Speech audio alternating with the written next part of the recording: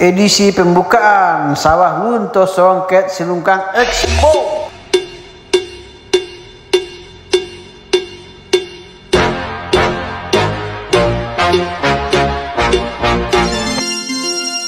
Di mini vlog kaliko awak akan mengeksplor kegiatan Siska Sawah Lunto Internasional Songket Silungkang Karnival. Kita mulai dari pembukaan expo. Di luar ada stand kuliner, di dalam ada bazar songket. Seluruh produk unggulan songket muncul di situ. Banyak juga turunan-turunan dari songket. Dan tak lupa ada pameran foto dari seluruh pemenang lomba foto Siska selama kegiatan kemarin tu. Wis, rancak-rancak foto taguk badan tangge. Singgah wak kalapak keren kecil lu. Orang dek videonya tanda tangan je kecil. Tanda tangan ah? Hah? Kwitansi ah. Denata Diaras, salah satu pelopor mode-mode songket, masuk ke dalam jalur jigi.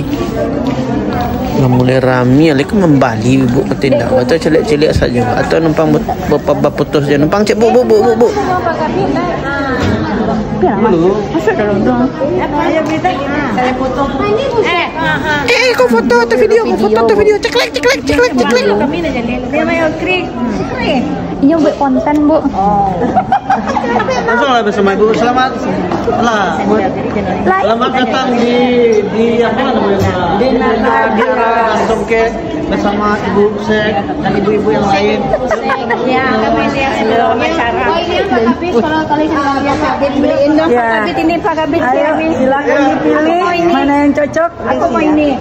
Semuanya menyukai produk Kota Sawah Lunto. Iya, aku ini juga aku suka sekali. Itu keren bu.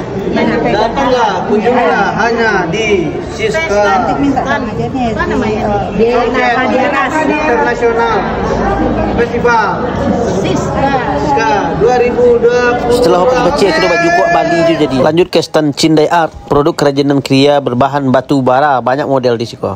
Turut serta CGR dengan produk-produk kriya juga turunan songket selungkang, apik-apik rancak-rancak kasadonyo. Tak lupa singgah ke Kayana, produk-produk berbahan kulit berbalutan songket. Wih, rancak juga. Iko rajutan juga dari asli Sawah Lunto. Aku dari tetangga aku Taluk Kuantan. Hanya penampakan stand dari Taluk Kuantan, ada batik juga, ada potensi wisata dan lain-lain kuliner tak lupa. Hadir juga Mojau Art dengan produk-produk kreatifnya. Ya sebenarnya rami orang mencari pameran kena mau cari yang lain celu kan dah ada kan dicari di Madima pameran kok. Wih banyak produknya weh. Lumayan luar biasa. Apa pakai tadi? Hah? Songket Sawah Lunto. Hari ini saya pakai songket, pakai pengembangan songket yang turunan songket yang diproduksi dan Mojau Art. Jangan lupa ya, kunjungin Instagram Mojau Art. Oke.